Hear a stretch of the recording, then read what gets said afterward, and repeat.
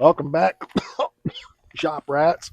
Just checking the fire here in the outdoor wood burner. Got the heat going in the shop and in the house for a couple of weeks now. It's in the 40s today. It's not terrible, but yeah, the shop's nice and toasty. And I just wanted to check my fire. Let's get in the shop. Let's get after it. Glad you're here for the day. We're working today on the '86 Dodge pickup, getting that $500 paint job moving forward. Finally, stick around. I'm Mike. This is My Cars Shop. I think it was sometime in July, maybe was the last time I actually worked on this truck. It's been a hot minute. And it's usual. It kind of, when something is sitting around and doesn't get worked on, stuff kind of, it accumulates because they're just big shelves for storage. There's stuff inside the truck, there's stuff on the back of the truck. But today, I'm not going to so much get into the heavy work of the job, but rather we're going to share the process of picking up where we left off and figuring out where we're at and what we need to do to move forward. MKS is about spending the day in the shop. It's a real world view of what it's like on a day to day basis to work in a shop like this. This isn't my full time job. I spend a fair bit of time out here. Most of what I do out here is on evenings and weekends. Um, don't get much time out here during the week, but definitely on the weekends we're hot and heavy. And so when we're juggling 11 or 12 cars like we are here, things get set aside for a while. I mentioned in the last episode that I hurt my back.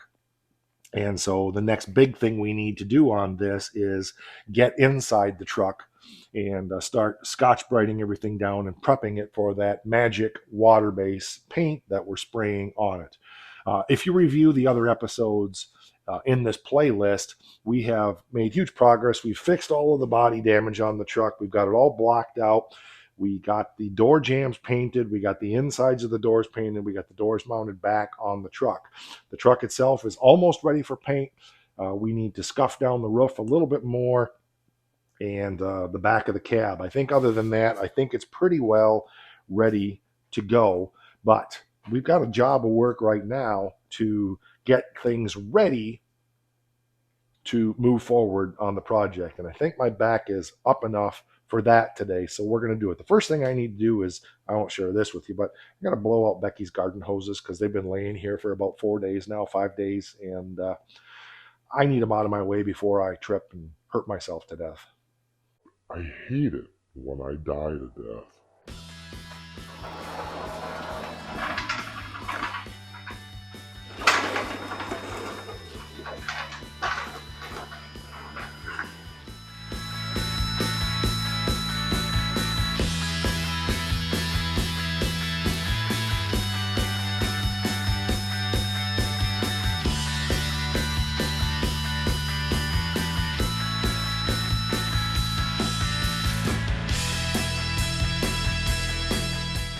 Oh look, another MKS fan.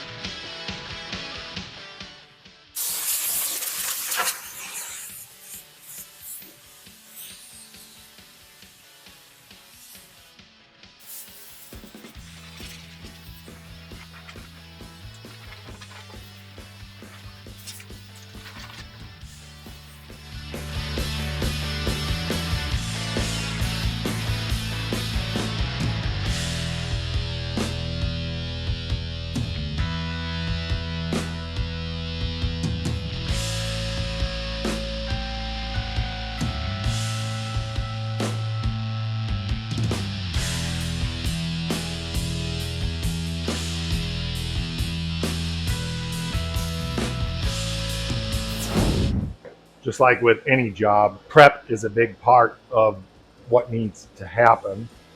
So we got things blown off. Obviously, you saw what we did there. And that's a routine that I wanted to share with you because it's been quite a while since we've done any significant paint work, probably since the 47 Ford.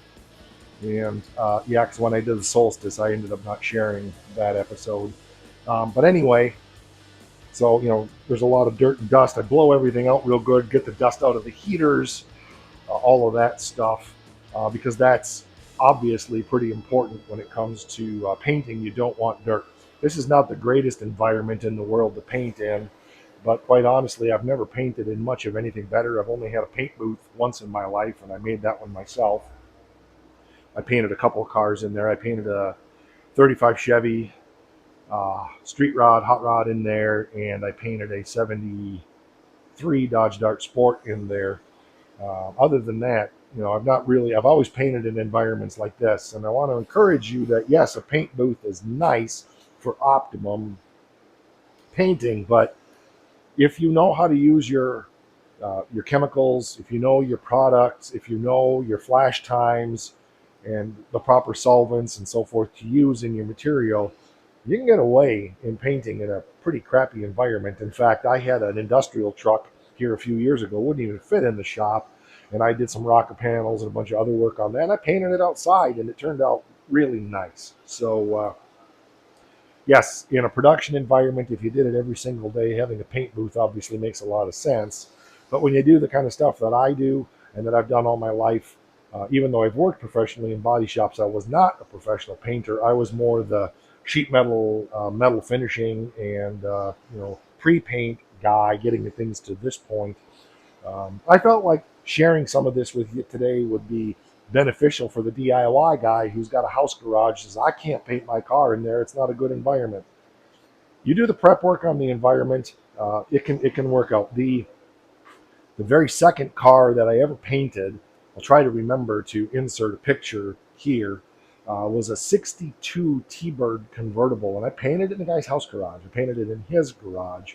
And it turned out really, really nice. So, things can, and that was 32 years ago, back before paint products were as farly, yeah, as fully developed as they are now, as far as flash times and hardening times and cure times and all of that stuff.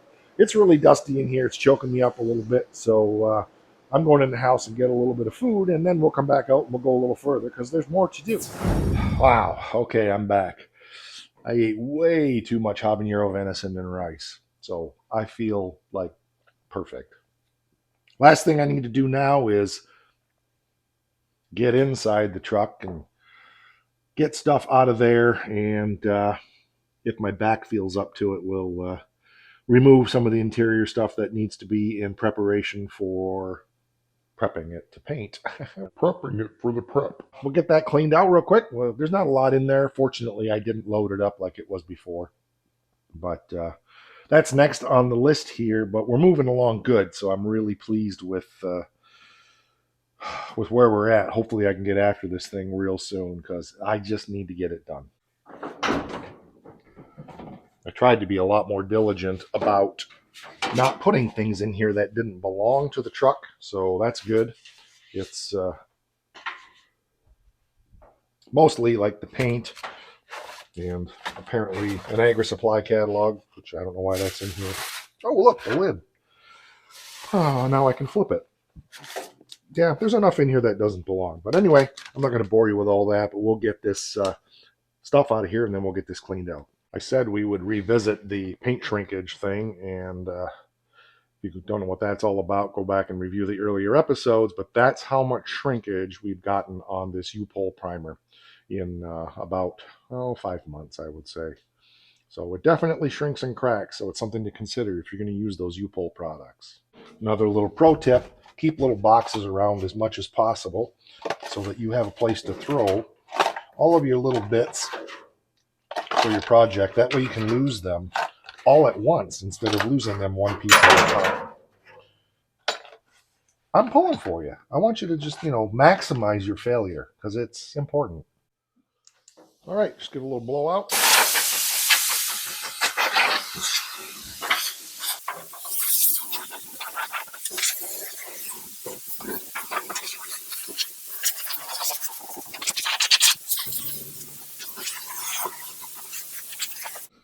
So we got to take out the interior light. Oh.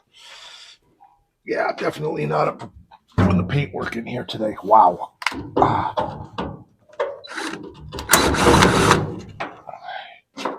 Oh, good.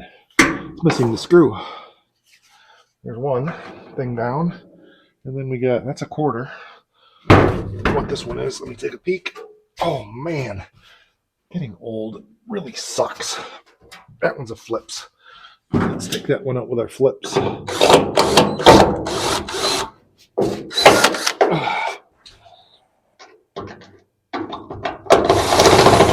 Okay, there we go. Good.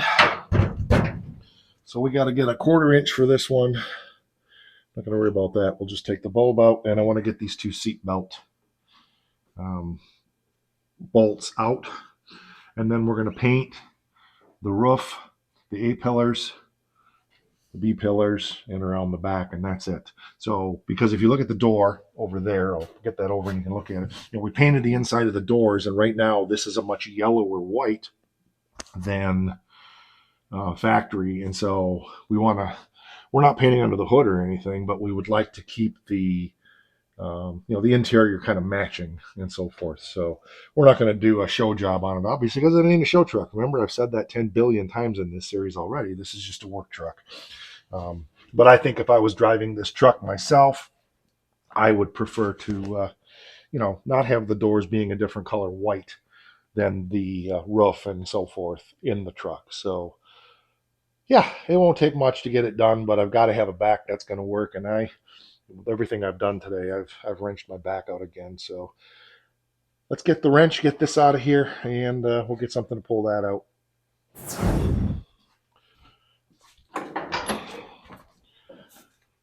Lather, rinse, and repeat. We've done some of this already. We did a lot of this in here, but we didn't do this. So I'm just going to hit this with a little super clean that up a little bit. Yeah, we did that already. I'm going to do the same thing over here. I don't care about the floor necessarily, but just going to give that a quick wipe down, and then next time we'll come after this thing, we can start sanding and get it cleaned up.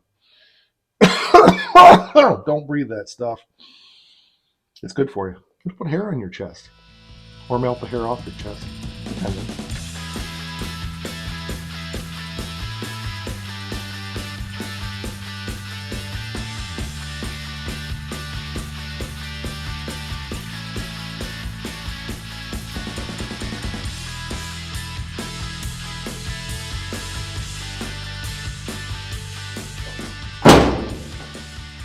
Just like that, super fast, super easy. It's super clean. It is good product. I like using it. We'll obviously go over that with Prep-Sol, and then we'll sand it. Then we'll go over it with Prep-Sol again. Hopefully that's the next episode we're doing on this. Got to get that kink worked out of my back before I can really work in there. Just rubbing that down with super clean and cleaning up that real nasty stuff in there. I'm feeling it. So it's time to quit for the day. But I really appreciate you coming, hanging out here in the shop with me, and keeping me company while I'm out here doing what I do. And again, it's about giving you a realistic view of it. It's all well and good to, see those shows that we've seen on Nashville Network and other networks that run them where, well, we got to paint this car. And so you see this rusty piece of crap come in. They might show you welding in about 2 panels, spray a little paint block for 10 seconds and push it in the paint booth, and it comes out, looking amazing. Well, there's serious problems with some of those cars. I've seen them. They don't last real well because they're done so fast. But the second element in that is you really don't get any idea what the day-to-day grind is, what the real work is like. And that's what I really want to show you, not to discourage you from wanting to do this, but so you don't have unrealistic expectations. Everybody would like to be able to paint a car and, get a mirror finish, paint job like we have on the 69 Charger or the 47 Ford. And that just doesn't happen without a lot. I mean, a lot of elbow grease. And the whole point of this vehicle, the reason I'm painting this one is, yes, it's to earn all the parts that I got for the Challenger, but it's also to show you that even to do a quick and dirty paint job, to give you something respectable, it takes time, it takes effort, it takes work. And a lot of the work is not always glory work. It's just work that has to be done. And it's a lot of elbow grease and sweat and tears. That's what it takes to turn out a really shiny, flat, straight paint job. But even on a vehicle like this, where we're doing cheap and dirty work truck, I still want the panels to be very flat, fairly flat. I want it to be a truck that people look at and go, wow, that really turned out pretty nice for $500. Now, $500 is the cost of the materials, obviously, not the cost of the labor. I don't know what this paint job would be if we were charging for the labor. Um,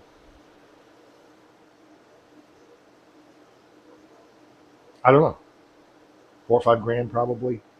So even for a cheap and dirty paint job, they're not so cheap and dirty if you're paying somebody else to do the work.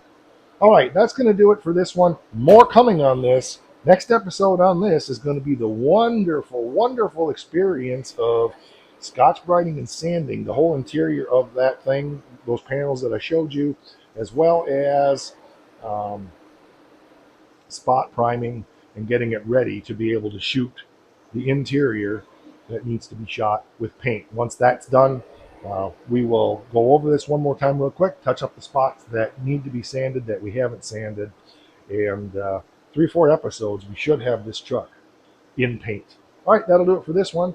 Like, share, subscribe. Please share the videos with other people. Let's get more people subscribing. The more we can get on the channel, the more people we have following all of this, the more capabilities that enables me, the more things it enables me to be able to do. So I appreciate it. All right, thanks for being here. We will catch you on the next one. Oh, and don't forget. Rah!